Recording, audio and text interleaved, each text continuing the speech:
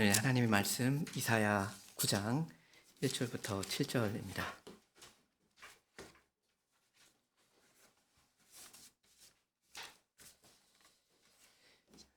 이사야 9장 1절부터 봉독하겠습니다. 전에 고통하던 자에게는 흑암이 없으리로다. 옛적에는 여호와께서 스불론 땅과 납달리 땅으로 멸시를 당케 하셨더니 후에는 해변길과 요단 저편 이방의 갈릴리를 영화롭게 하셨느니라. 흑암에 행하던 백성이 큰 빛을 보고 사망의 그늘진 땅에 거하던 자에게 빛이 비치도다.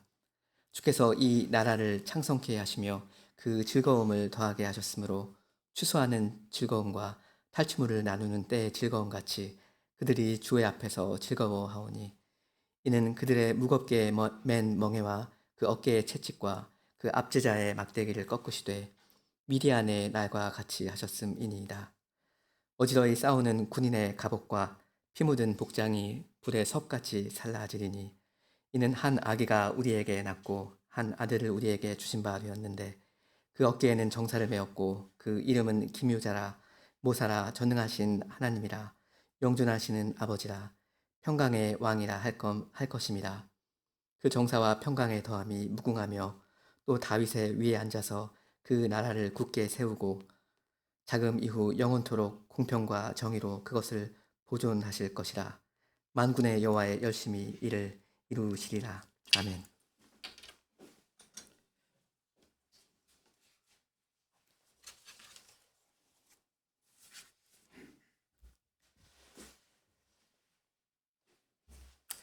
저 같은 사람을 이 귀한 자리에 청해 주셔서 감사합니다. 저는 오늘 여러분과 함께 그리스도께서 전쟁을 통해서 이루어 가시는 평화에 대해서 생각해 보려고 합니다. 그러면서 오늘 우리가 뭘 하고 있어야 하는지 그걸 좀 말씀드리려고 합니다. 먼저 1절을 제가 읽겠습니다. 1절, 전에 고통하던 자에게는 흑암이 없으리로다. 옛적에는 여호와께서 스불론 땅과 납달리 땅으로 멸시를 당케 하셨더니 후에는 해변길과 요단 저편 이방의 갈릴리를 영화롭게 하셨느니라 합니다. 여기 1절에도 흑암이라는 말이 나오고요. 2절에도 그러네요. 2절에도 흑암, 그늘이라는 말이 있으니까요. 근데 이건 8장 마지막 부분도 마찬가지였습니다.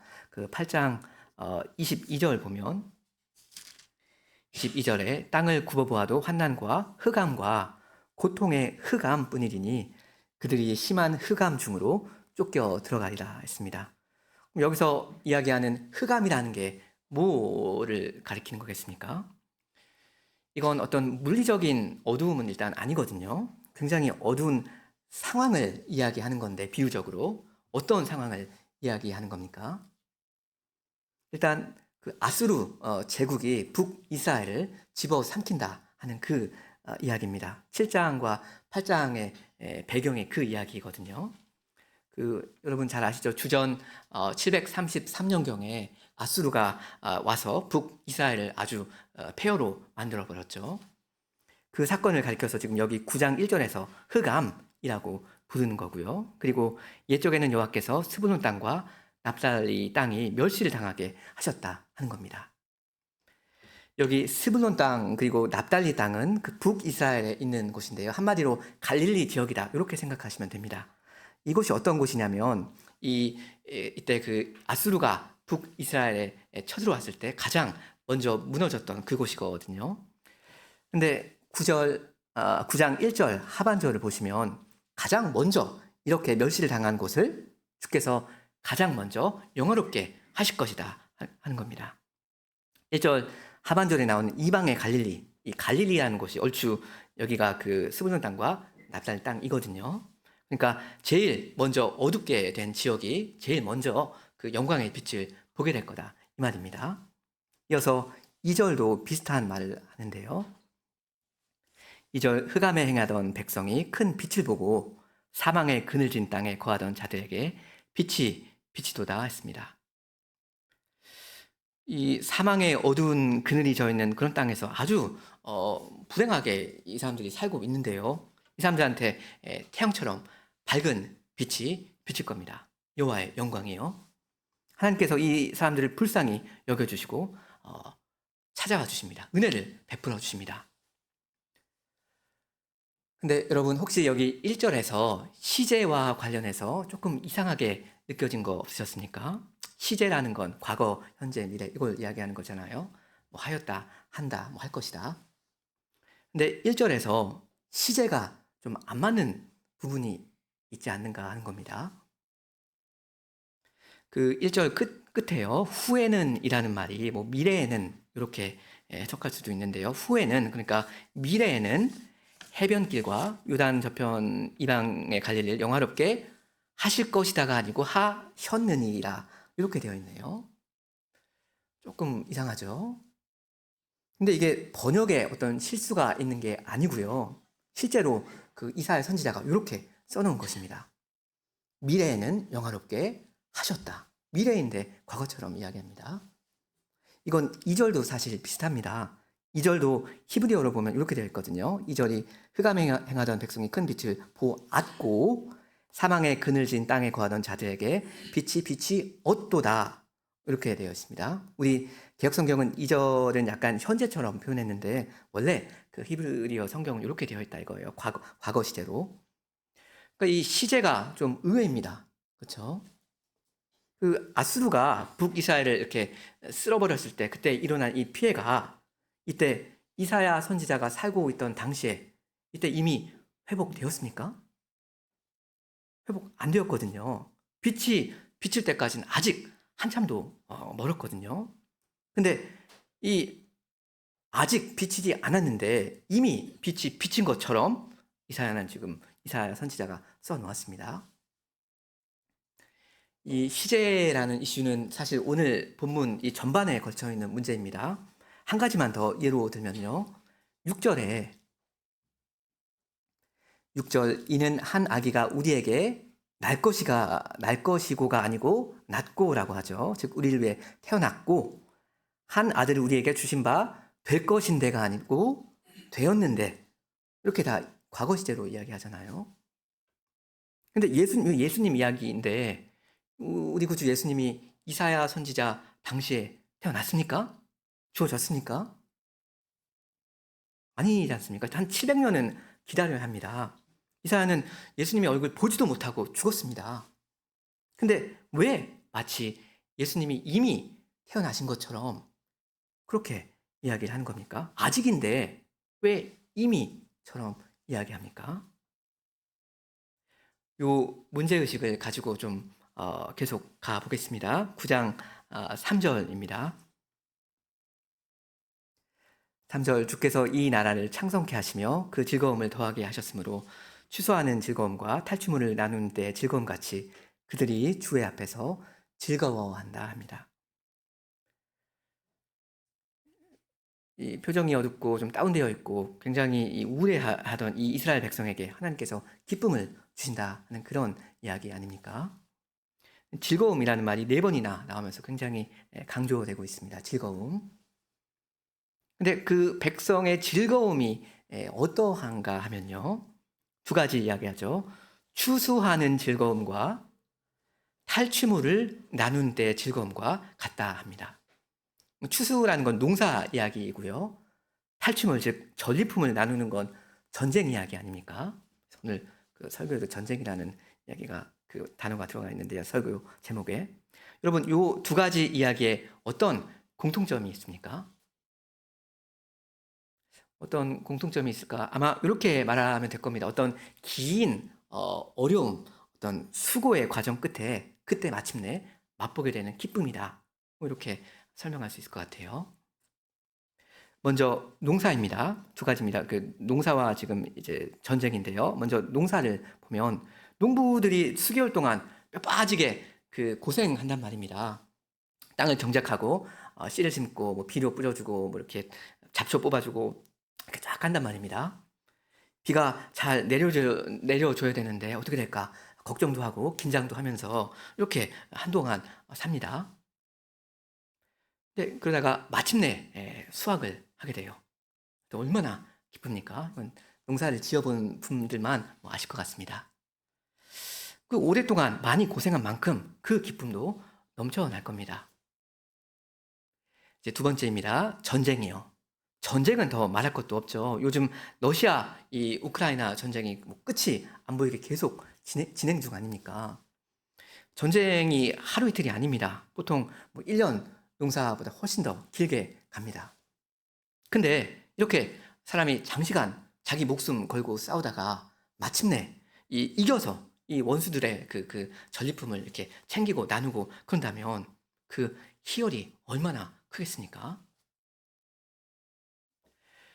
이렇게 농사와 전쟁, 어떤 긴 고생 끝에 거두는 그 기쁨을 이스라엘 백성이 누리게 될 거다. 이게 이 3절의 내용입니다. 다만 이게 히브리어로 보면 어떻게 되어 있다는 말이겠습니까? 현재가 아니고 미래가 아니고 과거 시제로 되어 있다. 이겁니다. 자, 그럼 어떻게 해서 이스라엘이 이런 즐거움을 누리게 되는가? 그 이유가 이제 쭉 나오는데요. 4절입니다. 4절, 이는 그들의 무겁게 맨 멍에와 그 어깨의 채찍과 그 앞지자의 막대기를 꺾으시되 미디안의 날과 같이 하셨음이니이다. 주께서 자기 백성을 위해서 하시는 일을 말씀하고 있습니다. 이스라엘이 무겁게 맨 멍에를 주께서 꺾으셨다 하는데요. 아수르 같은 나라들이 이스라엘을 굉장히 고달프게 만들었단 말입니다. 이런 데서 주께서 자기 백성을 해방해 주셨다 하는 겁니다. 이스라엘의 원수들을 아주 혼내주셨어요. 근데 이렇게 장시간 이스라엘을 괴롭혀 온 이 원수들을 주께서 혼내주신 그 방식이 어떠한가 하냐면요. 어떻다 합니까? 뭐랑 같다 하냐면 미디안의 날과 같다 합니다. 4절 하반절에 그러죠. 그 앞지자의 막대기를 꺾으시되 미디안의 날과 같이 하셨음입니다. 하지 않습니까? 여러분, 그 성경에서 미디안 하면 어떤 인물이 생각나십니까? 기드온이죠. 그 미디안, 기드온 뭐 이름도 좀 비슷합니다. 이 기드온은 바로 스불론과 납달리, 그 갈릴리 지역, 거기 지역을 구원해 준 사람인데요. 사사기에 나오죠. 여러분 잠깐만 한번 펴 보실까요? 사사기 6장부터입니다. 6장 1절이요.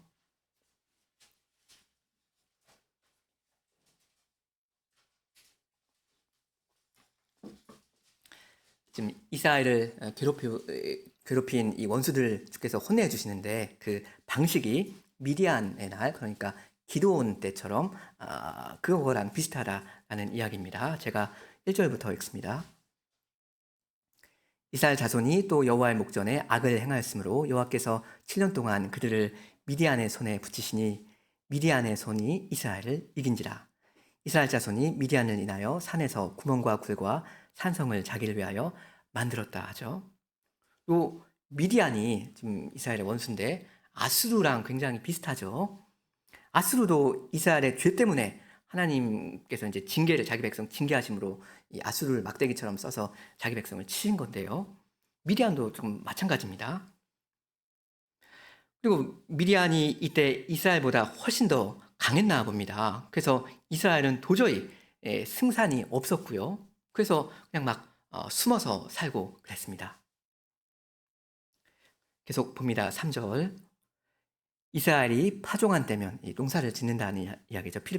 씨를 뿌리고 거름 주고 막 이렇게요. 파종한 때면 미디안 사람, 아말렉 사람, 동방 사람이 치러 올라와서 진을 치고 가사에 이르도록 토지 소산을 멸하여 이스라엘 가운데 음식물을 남겨두지 아니하며 양이나 소나 나귀도 남기지 아니했다 합니다. 농사 이야기잖아요. 하나님 백성이 농사를 기껏 오랜 이제 세월 동안 수개월 동안 기껏 지어놨는데 기다리고 있는데 이 미디안 사람들이 와서 그걸 다 망쳐 놓아요. 얼마나 괴롭겠습니까? 추수하는 즐거움이 없는 겁니다. 그러니까 좀 여기도 농사 이야기랑 전쟁 이야기가 같이 짝꿍으로 나오고 있죠. 그다음 뭐 여러분 사사기 이야기를 쭉 보시면 이제 주께서 기드온을 일으키십니다. 그다음에 그 미디안을 치게 하시죠. 근데 뭐 이스라엘 군사들이 너무 많다. 그래서 300명으로 추리라 하시고 이렇게 오직 하나님의 능력으로 대승을 거두게 되는 그 이야기 여러분 잘 아실 겁니다. 이제 오늘 본문으로 돌아오면요. 이사야 9장 4절이요. 이사야 9장 4절이요. 하나님 백성 방금은 이제 기드온 시대였는데 이제 기드온 시대가 아니라 나중에 이사야 시대쯤 되어서도 굉장히 비슷하게 아수르 같은 압제자들한테 또 당하게 되는데요. 주께서 자기 백성을 다시 한번 건져 주시고요. 그런데 그렇게 하시는 방식이 어떠한가 하면 방식이 기드온 전쟁 때와 비슷하다 하는 이야기입니다. 전쟁의 방식을 통해서 이 자기 백성을 건져 주시는데요. 오직 은혜로, 오직 하나님의 능력으로 그렇게 하셨죠. 그래서 5절을 보시면 5절 어지러이 싸우는 군인의 갑옷과 피 묻은 복장이 불에 섭은 땔감입니다. 땔감처럼 살라지리니 군화, 군복 이런 거 있잖아요. 이런 것들이 땔감이 되어버린다 이겁니다. 전쟁이 끝났으니까 군용품들이 더 이상 필요가 없으니까 다 그냥 폐기 처분하는 거예요. 무슨 말입니까? 전쟁 끝났다. 평화의 시대가 온다. 그 말이죠. 근데 여기 5절에서 특이한 점이 하나 있는데 이 5절 제일 끝에 살라지리니 그러니까 불살라지리니 이 부분은 요 동사만큼은 실제로 미래 시제로 되어 있다 하는 사실입니다. 그러니까 이 5절은 전쟁이 종료되는 그림이긴 한데요. 그 전쟁 종료 시점은 과거도 아니고 현재도 아니고 언제입니까? 미래로 표현되어 있습니다. 그러니까 전쟁은 어떻다는 말입니까? 아직 진행 중이다 하는 이야기가 되겠죠.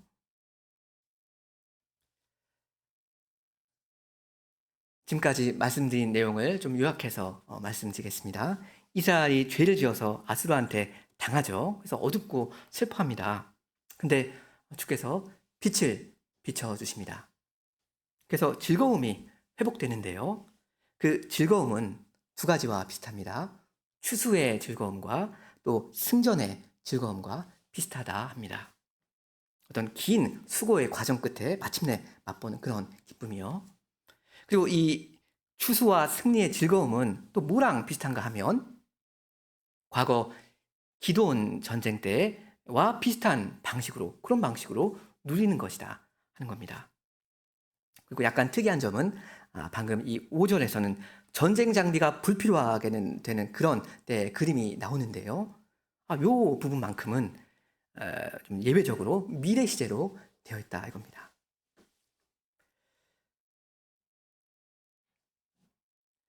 이제 6절, 7절을 마저 보겠습니다. 그 6절은 이는 이라는 말로 시작하고요. 그래서 어떻게 해서 하나님 백성이 빛과 이 즐거움을 누리게 되는지 그 근본적인 이유를 설명해 주는데요. 너무나도 유명한 구절입니다. 제가 6절을 읽습니다. 이는 한 아기가 우리에게 낳고 한 아들을 우리에게 주신 바 되었는데 그 어깨에는 정사를 메었고 그 이름은 기묘자라 모사라 전능하신 하나님이라 영존하시는 아버지라 평강의 왕이라 할 것임이라.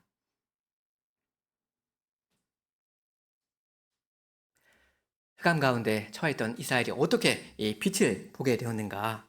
어떻게 이런 즐거움을 누리게 되었는가? 물론 그건 하나님께서 해주신 일인데요. 그 이유를 여기서 좀 더 구체적으로 말합니다. 하나님 백성의 즐거움은 임마누엘, 우리의 주와 구주 되신 예수님으로부터 나옵니다. 한 아기가 우리를 위해 태어나셨고요. 이 아드님은 사실 하나님께로부터 우리에게 주신 바 된 분입니다. 이분의 어깨에는 정사 혹은 왕권이 있고요. 다시 말하면 이분은 왕이시고요. 기묘자, 즉 놀라우신 분이십니다. 그리고 모사, 즉 경륜가이십니다. 그리고 이분은 다름 아닌 전능하신 하나님 그분입니다. 이 전능하신 하나님 이렇게 번역할 수도 있고요. 혹시는 용사이신 하나님 이렇게 번역할 수도 있거든요. 용사, 그러니까 전쟁에서 싸우는 사람, 이 용사이신 하나님인데요. 뭐 싸우시는 분이다 이거죠. 그다음 예수님이 영존하시는 아버지라고 불리시는데 이건 자기 백성을 아버지로서 큰 사랑으로 돌보아 주신다. 뭐 이런 뜻이 되겠습니다. 마지막으로 예수님은 평강의 왕이십니다. 여러분 여기서 마지막 단어가 평강입니다. 히브리어로는 평강입니다. 샬롬.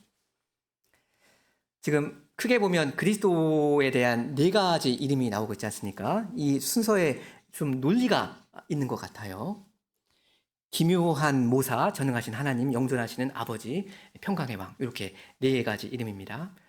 먼저 이 기묘한 모사, 하나로 묶어도 되는데요. 기묘한 모사잖아요. 이 리스트는 이 생각에서부터 시작합니다. 예수님은 놀라운 경륜가이십니다. 그러니까 계획이 있으십니다. 그리고 계획만 있으신 게 아니라 그걸 실행에 옮기십니다. 근데 어떤 방식으로 그 계획하신 것을 실행에 옮기십니까? 여기 나옵니다. 전쟁에서 싸우는 방식으로 그렇게 하십니다. 이게 중요한데요. 전능하신 하나님을 어떻게도 이해할 수 있다고 했습니까? 용사이신 하나님, 그렇게도 번역할 수 있거든요. 그러니까 예수님은 자기 백성을 위해서 전사로서, 장군으로서 직접 싸우십니다. 그러니까 그 백성 입장에서는 얼마나 든든해요. 그리스도를 장군으로 모신 백성은 절대 패하지 않습니다. 그리고 영원히 존재하시는 아버지로서 자기 백성을 돌보아 주십니다. 몇십 년 살다가 아쉽게도 자식을 두고 죽어야 하는 그런 아버지가 아니고요. 영원히 계시는 아버지로서 영원토록 자기 백성, 자기 자식들을 챙기십니다. 그러니까 하나님 백성은 걱정할 것이 하나 없습니다. 안전합니다. 든든해요. 마지막이 뭐라고 했습니까? 예수님은 평강의 왕이십니다. 마침내 평화를 이루시고요. 왕이시니까 이 평강, 샬롬 중에서 다스리십니다. 순서가 어떻게 되죠? 평화 후에 전쟁이 있습니까? 아니면 평화가 전쟁 후에 오는 겁니까? 평화가 그 전쟁 후에 있는 거죠. 순서가 그렇게 됩니다. 샬롬으로 끝나니까요. 이제 요런 터 위에서 7절이 나오는 건데요. 7절 제가 읽겠습니다. 7절 정사와 평강의 더함이 무궁하며 또 다윗의 위에 앉아서 그 나라를 굳게 세우고 자금 이후 영원토록 공평과 정의로 그것을 보존하실 것이라. 만군의 여호와의 열심히 이를 이루시리라. 여러분 여기 7절 앞부분 보시면요. 이 정사라는 말은 뭐 왕권이라는 뜻이거든요. 그리고 더함은 증가한다라는 뜻이잖아요. 그러니까 그분, 즉 그리스도의 왕권과 이 평강이 증가한다 이렇게 이사야 선지자가 말을 하고 있고요. 그 증가함이 무궁하다, 끝이 없다 합니다. 다시 말하면 그리스도의 이 왕권과 이 평강이 끝없이 계속 증가한다 이 말입니다. 무슨 말인가 하면요, 이 본문은 신약시대, 우리 시대를 가리키고 있다는 겁니다. 이 태어나시고 사시고 죽으시고 부활하신 그리스도께서 승천하사 왕으로 앉아 다스리고 계시잖아요. 언제요? 지금이요. 근데 그 왕권은 바로 지금 증가하고 있습니다. 하나님의 나라와 그리스도의 교회는 지금 이 순간에도 땅끝까지 끝없이 힘차게 확장하고 있단 말입니다. 어떻게 그렇게 됩니까? 하나님의 나라와 그리스도의 교회에 어떤 방식으로 그 세력을 확장합니까? 7절 제일 끝에 뭐라고 되어 있죠? 만군의 여호와의 열심히 이것을 이룰 것이다 하지 않습니까? 만군, 이건 군대를 이야기하는 거잖아요. 그 군대를 보유하고 있는 여호와 하나님께서 열심히 있어서 주께서 그 일을 성취하십니다. 오직 하나님께서 이 일을 하시기에 오직 하나님께서 그 빛을 비춰주시니까 당연히 오직 하나님께만 영광입니다. 근데 만일 이 말을 우리가 오해해버리면 우리에게는 할 일이 하나도 없다는 식이 되어버립니다. 아, 주여, 주께서 다 하시오니 저희는 가만히 앉아서 응원만 하고 있겠습니다. 이렇게 되어버립니다. 네, 여러분, 성경이 그렇게 가르칩니까? 아, 주께서 다 알아서 하신다. 교회는 우리는 구경꾼이다. 은혜를 받아 누리고 앉아서 하나님께 영광의 박수를 올려드리면 그럼 된다. 우리한테 할 일 없다. 이렇게 가르칩니까? 그렇지 않지 않습니까? 여러분, 여호와는 만군의 여호와이신데요. 그 군대가 누구입니까? 거룩한 교회는 어떤 방식으로 확장합니까? 일단 우리 마태복음 4장을 좀 같이 펴보면 좋겠습니다. 마태복음 4장 12절부터입니다.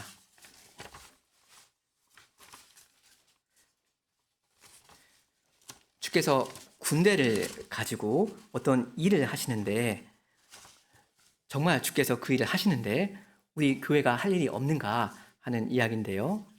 여러분, 이 마태복음 4장 앞부분 보시면 거기 어떤 일이 기록되어 있습니까? 쭉 보시면 예수님께서 그 어둠의 권세자 사탄과 대결해서 이기시잖아요. 그게 나와 있고요. 이제 이미 이기신 그 터 위에서 어떤 일을 하시는지 그 다음 제가 12절부터 읽습니다. 어둠의 권세자 사단과 대결해서 이기셨고요. 그 다음에 어떻게 하시는지 12절입니다. 예수께서 요한의 잡힘을 들으시고 갈릴리로 물러가셨다가 나사렛을 떠나 스불론과 납달리 지경 해변에 있는 가버나움에 가서 사시니. 여기 참고로 12절 끝에 갈릴리로 물러가셨다가 이렇게 번역이 되어 있잖아요. 그래서 마치 주님이 13절에서 갈릴리를 떠나신 것처럼 오해할 수도 있게 되어 있는데 그 말은 아닙니다. 여전히 갈릴리 지역 안에 있는 스불론, 납달리 지역으로 가셨다는 이야기입니다. 아무튼 예수님이 이동을 하셨다, 이사를 가셨다는 말인데요. 14절, 이는 선지자 이사야로 하신 말씀을 이루려 하십니다. 일렀을 때 이제 인용을 하죠. 스불론 땅과 납달리 땅과 요단강 저편 해변길과 이방의 갈릴리여, 흑암에 앉은 백성이 큰 빛을 보았고 사망의 땅과 그늘에 앉은 자들에게 빛이 비치었도다 하였느니라. 여러분, 이해되시죠? 예수님께서 이 갈릴리에 있는 그 스불론 땅과 납달리 땅에 가셔서 그 복음 사역을 이제 본격적으로 시작하셨는데요. 이 일은 오늘 우리의 이 이사야 본문 거기에 있는 예언을 성취하신 거다, 그 말입니다. 어떤 예언이었죠? 어둠과 흑암과 비참과 불행과 사망 가운데 앉아있던 자기 백성에게 빛을 비추어 주시겠다는 그 약속이요. 예수님이 그래서 거기로 오신 겁니다. 그러니까 지금 예수님이 빛이시다, 그 말이겠죠. 임마누엘이요, 자기 백성과 함께 하시는 하나님이요. 하나님의 영광을 아는 빛을 우리 마음에 비춰주시는 그런 분이요, 우리 예수님입니다. 네, 여러분 혹시 기억나십니까? 이 납달리 땅과 스불론 땅, 이 갈릴리 지역, 요게 어떤 의미가 있다고 했습니까? 어떤 최초의 의미가 있다고 했잖아요. 아수르가 북이스라엘에 쳐들어왔을 때 가장 먼저 무너진 곳 거기였습니다. 그래서 제일 먼저 어둡게 된 곳이 제일 먼저 그 영광의 빛을 먼저 보게 될 거다, 이게 이사야 선지자의 예언이었거든요. 그래서 나는 세상의 빛이라 하신 이 예수님께서 갈릴리의 스불론과 납달리 땅에 먼저 오신 겁니다. 공간 복음에 따르면요, 여기서 예언을 이루시려고 굳이 여기에서 먼저 복음을 선포하신 겁니다. 회개하라, 천국이 가까웠다 하시면서요. 이 갈릴리 땅에 비추어질 그 빛은 예수님이셨는데요. 여러분, 예수님만 빛이신가요? 아니죠. 바로 그 다음 장 마태복음 5장 14절에 그러시잖아요. 5장 14절에 너희는 세상의 빛이라, 너희가 세상의 빛이다 하시면서 산 위에 있는 동네가 숨기우지 못할 것이다 하셨고요. 그리고 사실 갈릴리는 마태복음 제일 마지막 장에서 또 중요하게 나오거든요. 사실 예수님께서 26장과 28장에서 갈릴리에 대해서 말씀하신 게 있거든요. 내가 살아난 후에 너희보다 먼저 어디로 갈 거다? 갈릴리로 가리라 하십니다. 그러니까 순서가 있죠. 예수님이 먼저 갈릴리에 가실 겁니다. 근데 예수님만 갈릴리에 가시는 게 아니고요. 예수님께서 갈릴리로 먼저 가시는 건 거기에서 누구들을 만나시려고 그런 겁니까? 제자들을 거기서 만나셔서 하실 일이 있으니까 그렇습니다. 그러니까 예수님이 먼저 갈릴리로 가시고요. 이제 그러니까 제자들이 따라와야 하는 겁니다. 그래서 드디어 이제 28장을 보시면 마태복음 28장 16절을 보시면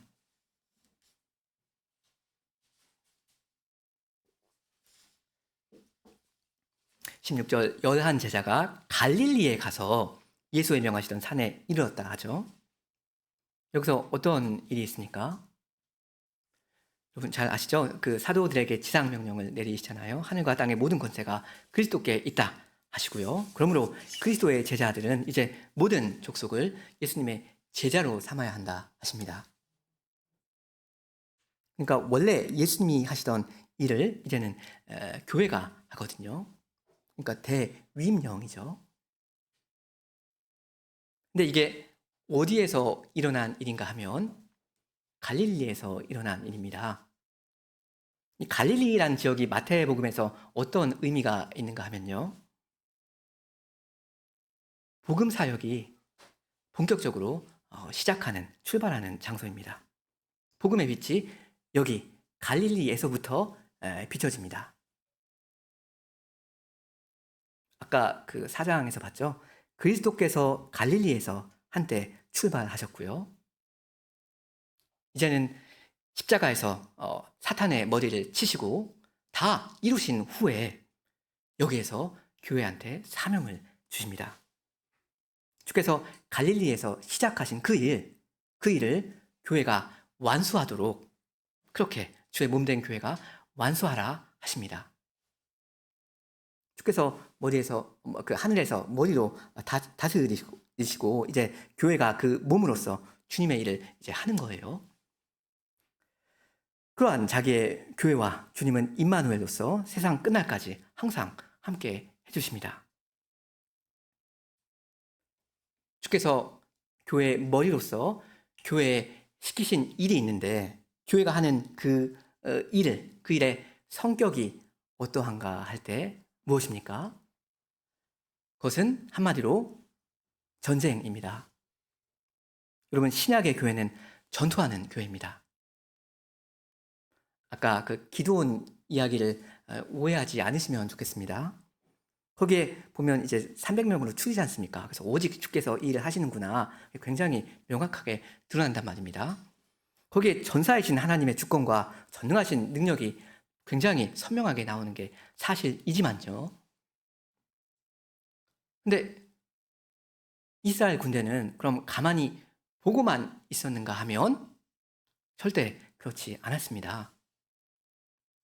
일단 기드온 싸울 때 전쟁 구호가 뭐였는지 혹시 아십니까? 기억나십니까? 누구의 카리어라고 하잖아요. 여호와와 기드온의 카리어라고 했습니다. 여호와께서만 칼을 휘두르시는 게 아니죠. 기드온도 또 군사들도 같이 칼을 휘둘렀습니다. 여호와께서 이기사 승리를 주시니까 하나님 백성은 그 승리를 믿고 그 승리의 근거에서 이 땅끝까지 이 원수들을 쫓아갔단 말입니다. 사사기 8장에 보면 비록 피곤하나 따라갔다 이렇게 되어 있습니다. 굉장히 피곤한 상태에 있었는데 어쨌든 갔습니다. 추격전이었죠. 우리 신약교회는 더더욱 그래야 합니다. 구약 백성이 이랬다면 비록 피곤하나 이 빛과 어두움의 전쟁을 부지런히 싸워야 합니다. 여러분의 몫입니다. 빛과 어두움이 만나면 싸울 수밖에 없지 않습니까? 이 전쟁은 불가피합니다. 그리고 이 전쟁은 주께서 사실 명하시는 것입니다. 그리스도의 사도인 바울은 에베소서 5장에서 명하기를 너희가 전에는 어둠이더니 이제는 주 안에서 빛이라 빛의 자녀들처럼 행하라 하고요. 에베소서 5장 8절입니다.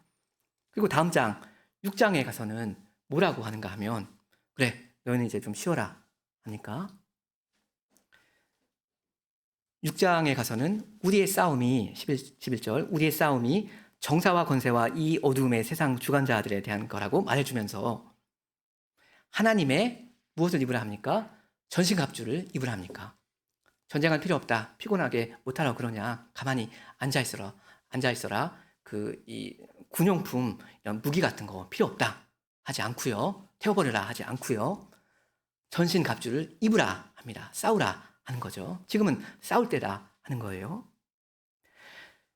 여러분, 성도 여러분 다 그렇게 하시기 바랍니다. 무장하시고 싸우십시오. 이미 승리하신 우리 구주 여러분의 장군 그리스도의 리드를 잘 따르셔야 합니다. 어두움이던 여러분이 이제는 빛의 자녀로서 그 믿음의 선한 싸움을 하실 수 있도록 우리 예수님께서 어떤 일을 하셨습니까?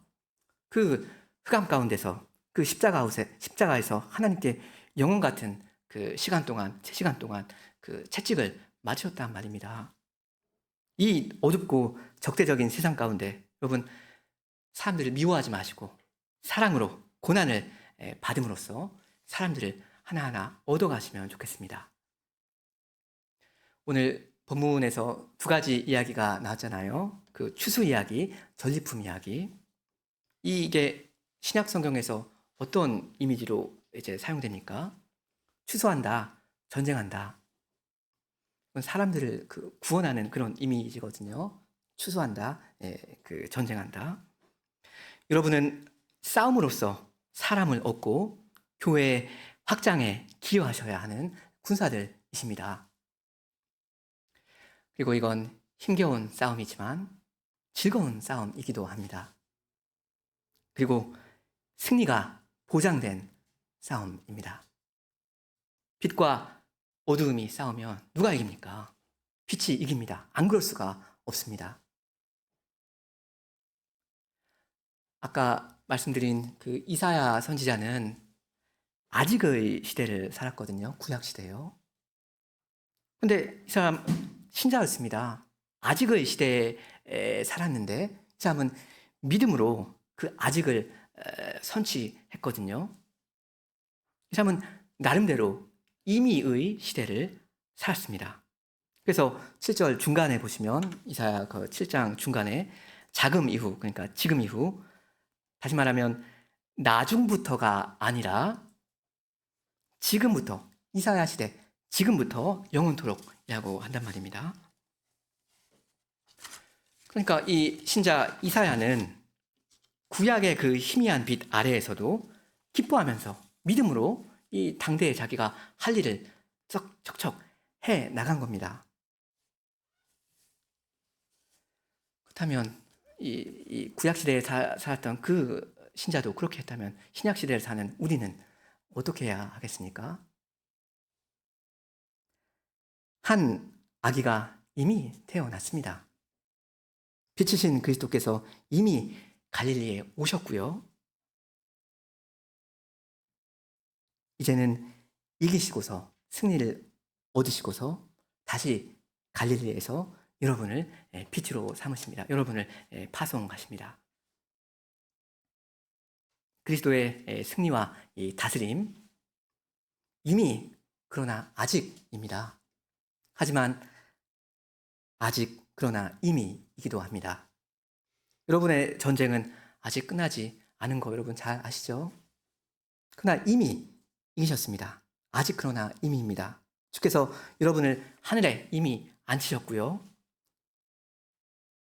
여러분은 이제 그분과 함께 다스리십니다. 어떤 방식으로 다스립니까?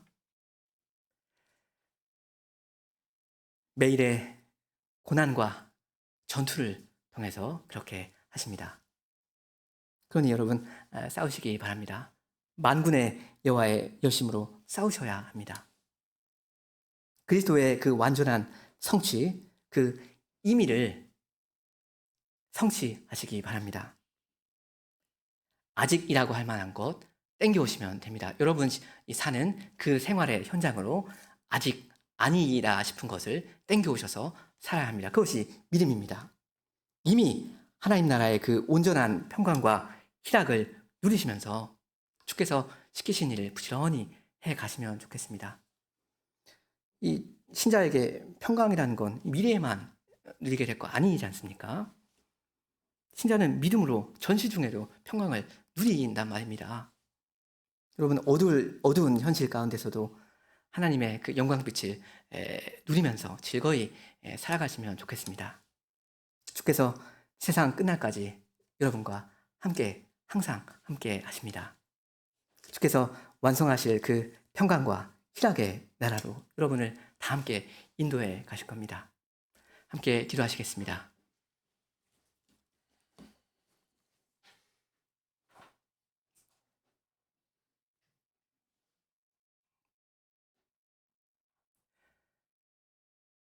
하늘에 계시는 주님, 어둠 가운데 살다가 어둠 가운데 멸망할 저희들을 하나님께서 불쌍히 여겨주시고 빛이신 예수 그리스도를 저희에게 보내주시오니 감사합니다. 그리스도께서 오사 사단의 머리를 치시고 승리를 이미 거두셨으므로 저희가 그리스도의 그 승리에 저희 또한 참여하옵니다. 주께서 이루신 평강 중에 저희는 오늘도 생활의 전쟁을 치러오며 이 땅의 전쟁 중에도 하늘의 평안을 맛보며 나아가옵니다. 주님, 저희에게 믿음을 더욱 주셔서 저희가 오늘 싸워야 할 그 믿음의 싸움을 즐거운 마음으로 믿음으로 싸울 수 있도록 하여 주시옵소서. 그러므로 저희가 하나님의 군대된 이 교회로서 이 어두운 시대에 해야 할 일들을 잘 해나갈 수 있도록 하여 주시옵소서. 그러므로 모든 영광이 주 하나님께로 돌아갈 수 있도록 하여 주시옵소서. 예수님의 이름으로 기도합니다. 아멘.